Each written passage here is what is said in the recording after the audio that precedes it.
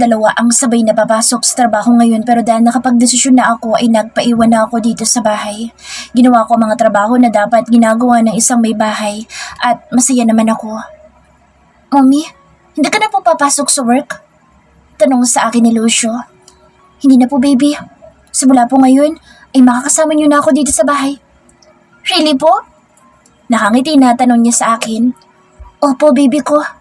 Sagot ko sa kanya. I'm so happy right now, Mommy. Kasi finally po ay makakasama ka na po namin. Masaya, nasabi niya pero para sa akin ay kakaiba ang dating nito. Alam ko na marami akong pagkukulang sa kanila, lalo na sa pag-aalaga sa kanila. Kaya ngayon ay babawi na ako. Aalagaan ko ng asawa ko, ang mga anak ko at ang pamilya ko. Kuya, gusto niyo bang maligo tayo sa pool? Tanong ko sa panganay kong anak dahil maaga pa naman. Opo, Mommy. Isama po natin sa kambal. Nakangiti na sabi niya sa akin. Okay po. Nakangiti na sabi ko sa kanya. Pumaba na kaming apat at pumunta sa pool area. Ang size ng swimming pool namin ay sakto lang sa pamilya namin. Hindi siya sobrang laki at hindi rin sobrang liit. Habang naliligo kami ay biglang tumawag si Xavier. Daddy, naliligo po kami ngayon. Madaldal na sabi ni Lucio sa daddy niya. Andaya niyo naman po, hindi niyo ako sinabihan agad. Sabi naman ni Xavier, kaya naman natawa na lang ako. Hinayaan ko silang mag-usap habang ako'y nag-iihaw ng mga pagkain na kakainin namin. Mommy, sabi po ni Daddy, bumawi ka po sa kanya mamaya. Tumatawa na sabi ni Lucio sa akin. Kuya, tell your dad na ready si Mommy.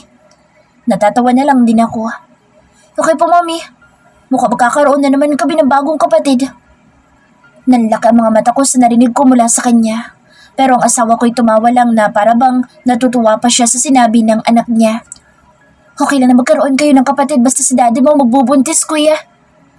Pabiro na sabi ko sa anak ko. Mas marami po, Mommy, mas masaya. Kung makapagsabi itong anak ko'y parang madali lang na magbuntis at manganak. Pero kung ano ang kaloob ng Panginoon ay tatanggapin ko. Kung dadami man ang anak namin ni Xavier ay blessing pa rin ito sa pamilya namin. Tatanggapin ko pa rin ito dahil mahal na mahal ko ang asawa ko. Hindi na nakatiis si Xavier dahil nagulat na lang ako'y umuwi na siya agad. Nainggit din talaga siya sa amin. Yun ang sabi niya. Mas masaya nga ako na kasama din namin siya ngayon. Ang mga bata ay sobrang nag-e-enjoy talaga. Parang ayaw na nilang umahon sa tubig. Thank you Langga. Thank you dahil binigyan mo ako ng ganitong pamilya. Pabulong na sabi sa akin ni Xavier. Thank you din kasi binuo mong pamilyang ito. Ngumiti siya sa akin at tinalikan ako sa labi na siya namang talugon ko ng buong puso. Daddy, Mommy, later na po yan. Eat na po muna tayo. Sabi ng anak namin kaya naman napasubsob na lang ako sa dibdib ng asawa ko. Bigla kasi ako nahiya sa sinabi ng anak ko. Pero inasar pa ako ng asawa ko na dahilan para tuluyang mga matis ang buo kong mukha. Feeling ko'y pulang-pula na ito ngayon. Don't be shy Langga ko. Mas okay na nakikita ng anak natin kung gaano natin kabahalang isa't isa. Matalino si Lucio, kaya alam ko na naintindihan niya tayo. Sabi pa niya sa akin. Ikaw kasi, ang hilig mo manghalik. Masarap kasi labi mo. Pabulong na sabi niya kaya mahina ko siyang pinalo sa balikat. Bibig mo. Saway ko sa kanya. Masarap din. Pabiro, nasabi niya sa akin. Naging makulit na ulit siya at mas bagay sa kanya kaysa naman maging suplado siya sa akin. Ang sabi sa akin ni Mommy ay sa kanilang dalawa ay si Simon talaga ang suplado at si Xavier naman ay sobrang makulit. Langga, uwi tayo sa Iloilo. Ipapakilala ko kayo sa pamilya namin. Bigla niyang sabi na ikinagulat ko. Sa Iloilo? Opo, gusto ko ipakilala sa lola at lola ko. Gusto ko rin nilang makilala. Sagot niya sa akin. Matatanggap kaya nila ako? Kinakabahan na tanong ko sa kanya. Of course, mahal nila ang mahal ko. Nakangiti na sagot niya sa akin. Sa tingin mo? Kaya kita isasama para malaman mo at ikaw mismo magsabi sa akin kung ano ba ang tingin mo sa pamilya na meron ako. Na ngayon ay pamilya mo na rin. Nakangiti na sabi niya sa akin. Sige, sasama kami sa'yo. Kailan tayo uuwi doon? Tanong ko sa kanya. In 2 days. Nakangiti na sagot niya sa akin. Sa totoo lang ay kinakabahan talaga ako. Alam ko naman na mabait ang pamilya nila pero hindi ko maiwasan na hindi mahiya sa mga ginawa ko. May part sa akin na nag-aalangan ako pero alam ko naman sa sarili ko na hindi ako pababayaan ng asawa ko. Hindi rin naman ako pwede magtago na lang forever. Alam ko na parte na ito ng buhay ko ngayon, ang makilala sila. I got you, Langga. Pabiro pa niya na sabi sa akin. Alam ko naman yun, Langga. Kinakabahan lang kasi ako. Sabi ko sa kanya, bakit ka kinakabahan? Ang ganda-ganda mo kaya. At isipin mo na lang kapag kinakabahan ka na may asawa kang gwapo na mahal ka. Dahil sa narinig ko, hindi ko mapigilan ang sarili ko na hindi tumawa. Angga, bakit ka tumatawa? Pangit ba ako? Parang bata na tanong niya sa akin. Sino nagsabi na pangit ka? Ang gwapo mo kaya. Sobrang gwapo. Ang cute mo kasi kaya ako natatawa. Talaga gwapo ako? Pero may mas gwapo ba sa akin? Bigla niyang tanong na halatang nagpapalambing siya. Meron. Mabilis na sagot ko sa kanya. Sino naman? Erap mo siya sa akin ngayon din. Nakakunod ang noon na tanong niya sa akin. Okay, wait lang. Sagot ko sa kanya at mabilis kong tinawag ang mga anak ko. Si Lucio at ang isa sa kambal na si Byron. Sila, Langga. Nakangiti na sabi ko sa kanya. Okay, sa akin kasi sila nagmana. Diba mga anak ko? Nakangiti pa na tanong niya sa mga anak niya. Of course, Daddy. Saan naman ni Lucio? Diba? Ang gwapo kasi ng puno kaya gwapo din ang bunga. Natatawa na sabi ko. Dagdagan natin ang bunga, Langga. Nakangisi na sabi niya sa akin. Ayoko, ang hirap kayong mga anak. Kung alam mo lang. Pero kung gusto mo naman ay pagbibigyan kita pero promise me, nakasama kita sa pregnancy journey ko. Napahagikik ako habang sinasabi ko yun sa kanya. Okay, no problem. Confident pa na sabi niya sa akin. Okay, malalaman natin kung hanggang saan ang yabang mo. Sabi ko sa kanya.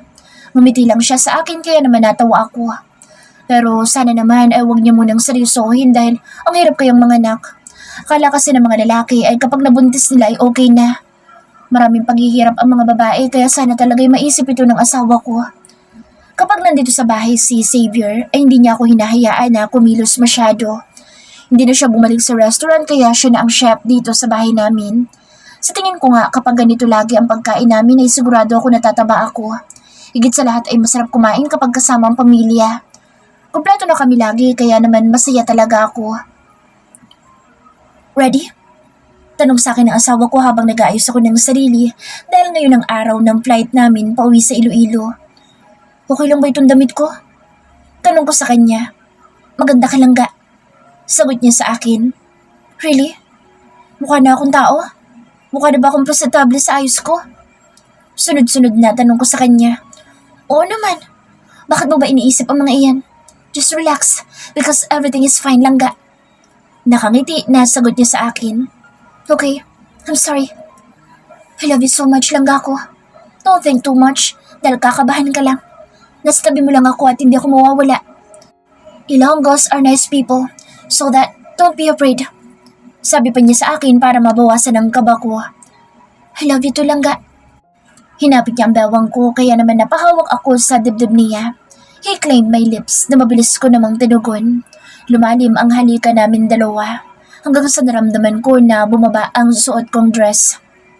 I think kailangan ko alisin ang kaba na nararamdaman mo ngayon, Langga. Nakangisi na sabi niya sa akin. Sa tingin ko rin. Sagot ko din sa kanya. Hinayaan ko si Xavier na gawin ang nais niya. Maaga pa naman kaya hindi pa namin kailangan na magmadali. Hinayaan ko siyang angkinin ako sa paraan na nais niya. At tama siya na wala nga ang kaba ko.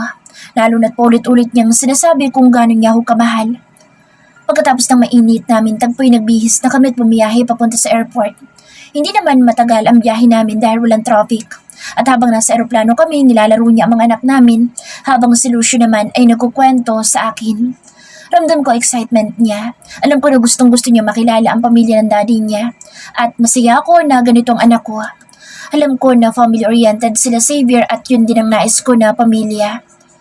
Nang makalapag na ang eroplano na sinasakyan namin, ay sunundo kami ng pinsan ni Xavier. Habang nasa biyahe kami papunta sa bahay ng lolo at lola niya, ay napapangiti ako sa nadadaanan namin. Gusto kong mamasyal dito sa Iloilo. Pumasok ang kotse na sinasakyan namin sa isang malaki at grandeng bahay. Sa totoo lang ay namamangha talaga ako sa laki ng bahay ng grandparents ni Xavier. Xavier, apo ko, kumusta ang flight niyo?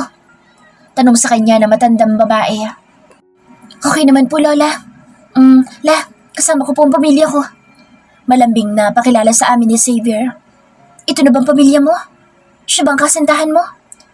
Asawa ko po, Lola. Si Sunshine po. Ang maganda kong asawa. Ikaw si Sunshine?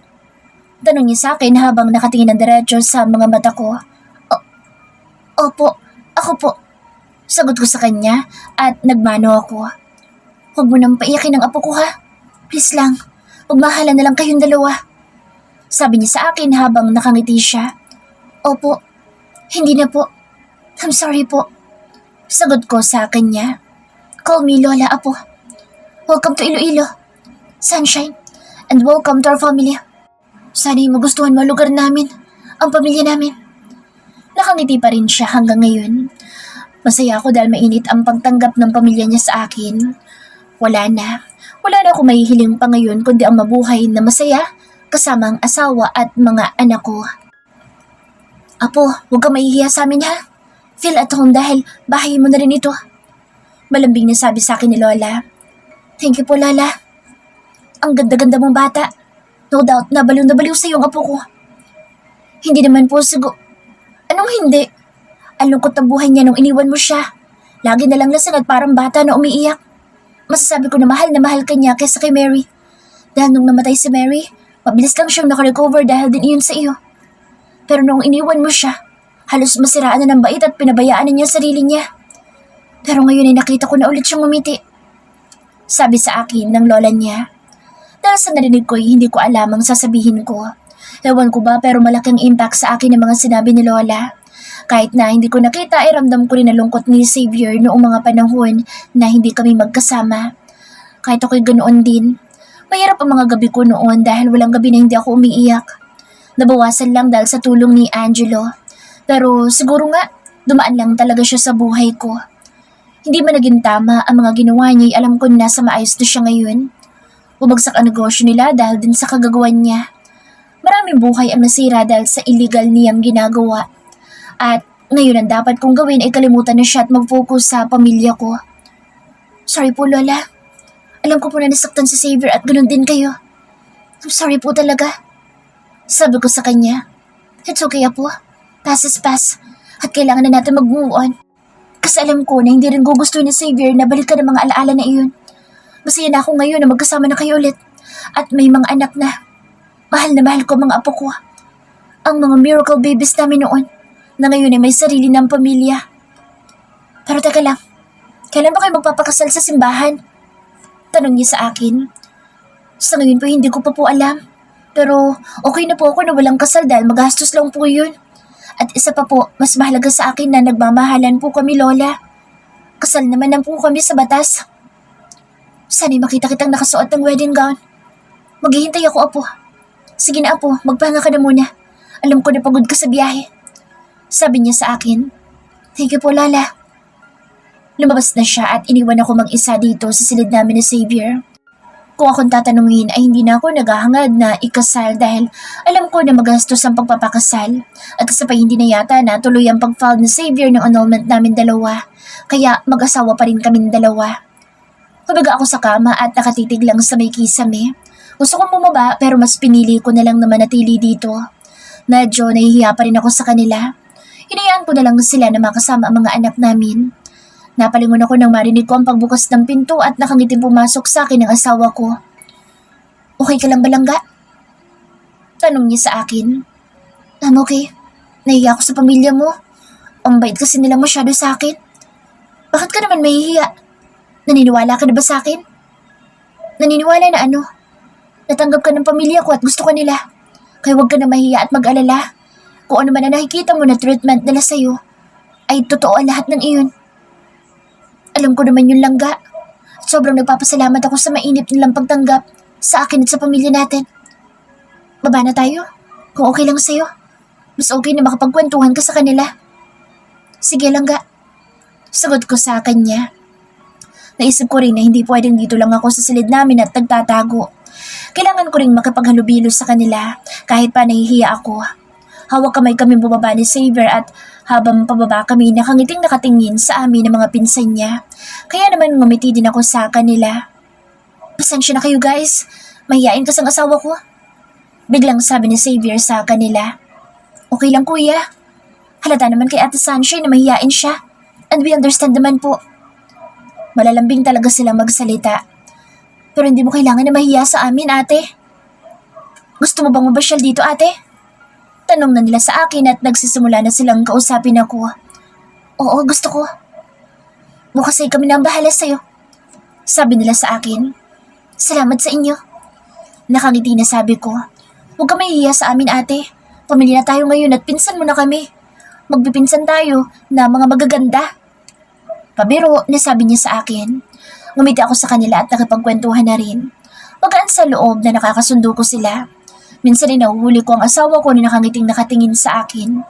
Ngayon ko nasasabi na tama nga ang desisyon ko na sumama sa kanya. At tama na hindi niya ako pabayaan dito. Nang sumapit ang dinner ay sabay-sabay kami lahat na kumain. Pumunta dito ang lahat ng members ng pamilya nila. Kahit sila Mommy Bea ay dumating din. Naging gatherings ang nangyari. At ngayon ko napatunayan na lahi pala talaga sila na magaganda at gwapo. Kahit isa sa pamilya nila ay wala man lang ako nakita na hindi maganda o gwapo. Higit sa lahat, pamilya sila ng mababait. Laging nakangiti na para bang hindi sila marunong magalit o malungkot. Napapatanong na lang ako sa sarili ko. May ganito pala na pamilya? Kung sa bagay, may dahilan pa ba sila para malungkot kung ganito na ang buhay na meron sila? Are you okay? Pabulong na tanong sa akin ng asawa ko. Okay lang ako. Sobrang naamis lang ako sa pamilya meron ka. Minsan ba nagagalit din ba sila? Kasi parang hindi sila marunong magalit. Kapag nag-uusap kayo, ang lambing sa pandinig at parang kumakanta. Oo naman lang ga. Tao naman yan sila. Nagagalit, nalulungkot, umiiyak at tumatawa kapag masaya. Ang problema, sa bawat bahay namin ay iniiwanan namin doon. Dahil kapag may gatherings na ganito, dapat masaya lang. Ito ang pamana ng pinakalolo ko noon at namanan ng mga anak nila. Hindi perfect ang pamilya namin pero nagtutulungan kami. Sagot niya sa akin. Ang swerte mo, nasa inyo na lahat. Siguro kung buhay lang din ng mga parents namin, magiging masaya din kami. Kahit siguro mahirap ang buhay, ay pipilitin pa rin namin ngumiti. Gaya niyo. Parang naiiyak na sabi ko. Hindi mo man ito naranasan noon ay gagawa tayo ng isang maganda at masayang pamilya. Ikaw, ako at ang mga anak natin. Sabi niya sa akin. Thank you lang ga. Sabi ko sa kanya. Sunshine San Martin. Sambit niya sa buong pangalan, kaya naman lumingon ako sa kanya. Unti-unti pumatak ang mga luha ko habang nakatingin ako sa kanya.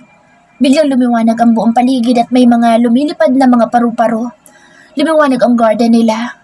Tumingin ako sa pamilya niya na ngayon ay nakangiting nakatingin sa aming dalawa. Ano to? May inang tanong ko sa kanya. Sunshine San Martin, sarap ng pamilya ko at mga anak natin. Will you marry me? Xavier. Umiiyak na sambit ko sa pangalan niya. Gusto ko ibigay sa iyo ang kasal na pangarap mo. Kung hahayaan mo ko, gusto kitang makita na naglalakad papalapit sa akin habang suot ang pinakamagandang gown. Marami akong pagkakamali pero kahit na ganoon, ay ikaw ang pinakatamang nangyari sa buhay ko. Mahal na mahal kita, Sunshine. Mahal na mahal din kita. And yes, magpapakasal ako sa iyo. Yes, Xavier. I love you. I love you lang ga. Masaya na sabi niya at sinuot sa daliri ko ang sing-sing. Hinalikan niya ako sa labi na siya namang tinugon ko ng buong puso. Congratulations po ate. Nakangiti na sabi niyan na hindi ko na malayan na nandito rin kasama ang bunso kong kapatid. Hindi pwedeng wala sila. Nakangiti na sabi sa akin ng asawa ko. Niyakap ko siya ng mahigpit. He never imagine na alukin niya akong magpakasal. Ang buong akala ko'y okay na kami sa setup na meron kaming dalawa. Siguro nga'y pinaghandaan niya talaga itong gabi na ito kasama ang pamilya niya. Salamat naman nagsisipag-asawa na mga babaero noon. Sigaw ng isa niyang pinsan, kaya naman nagtawanan na lang kaming lahat. Si Simon ang susunod. Sabi naman ng asawa ko kaya napangiti na lang din ako. Pero masamang tingin lang ang naging sagot ni Simon at baliwala naman ito sa asawa ko. Kanina'y masaya na ako na kasama ko ang buong pamilya ng asawa ko. Pero mas ginawa pa niyang espesyal ang gabing ito. Ang gabi na habang buhay kong maaalala. Ang bilis talagang lumipas ng mga araw dahil ngayon na pala ang araw ng kasal naming dalawa ni Xavier. Kinakabahan at hindi ko maintindihan ang nararamdaman ko ngayon. Kasal ko ba talaga? Paulit-ulit na tanong ko sa sarili. Hindi ko kasi talaga kayang paniwalaan na ikakasal na ako sa lalaking mahal ko. Sa lalaking pinag-alayan ko ng sarili ko. Sa dami ng pinagdaanan ko sa buhay ko ay ito ako ngayon, naglalakad. Naglalakad papunta sa lalaking tumanggap sa akin. Tumanggap sa amin ng mga kapatid ko. Hindi lang ako ang tinanggap niya sa buhay niya dahil sinama din niya ang mga taong importante sa akin. Masaya ako naglalakad ngayon dahil maayos na ang lahat. Wala nang kahit na anong mabigat sa puso ko dahil muli na kaming nagkausap ng tiyahin ko. Pinatawad ko siya sa lahat ng mga ginawa niya sa amin noon at talagang nakakagaan ng pakiramdam. Kahit pa hindi naging mabuti ang lahat sa amin ay kinalimutan ko na iyon at handa ako magbigay ng second chance sa kanya na maging parte ulit ng buhay ko, ng buhay namin ng mga kapatid ko. Pilit ko mang pigilan ng mga luha ko'y kusa pa rin silang pumapatak mula sa mga mata ko. Hindi ito luha ng kalungkutan kundi luha ng labis na pagkagalak. Masaya ang puso ko. Masayang masaya na para bang lalabas na ito sa dibdib ko. Nakangiti si Xavier sa akin. Katabi niya ang panganay namin at pareho silang gwapong-gwapo sa suot nilang tuxedo. Kahit na medyo malayo pa ako sa kanya, nakikita ko silang dalawa na matyagang naghihintay sa akin. Hanggang sa tuluyan akong nakarating sa harap niya. Ang ganda mo, Langga. You're so beautiful. Nakangiti, napuri niya sa akin. Thank you, Langga. Ikaw din. Mas lalo ka naging gwapo. Pakasal na tayo. Nakangiti na sabi niya, sabay lahat ng palad niya. Opo, magpakasal na tayo. Nakangiti na sabi ko sa kanya. Nakangiti kaming humarap kay Father. Mahigpit niyang hawak ang kamay ko na para bang ayaw niya itong bitawan. Pinipisil niya ang palad ko habang nakikinig kami kay Father.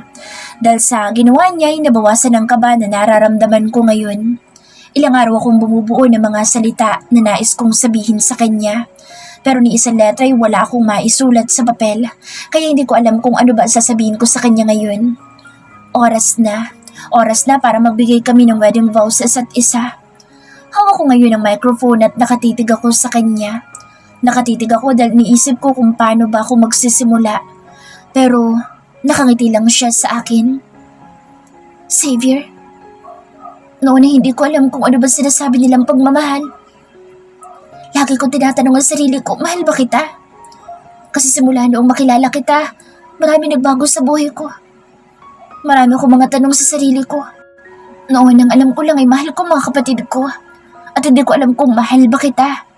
Kung paano bang magmahal ng isang lalaki. Kasi baka umahanga lang ako sa'yo kasi gwapo ka.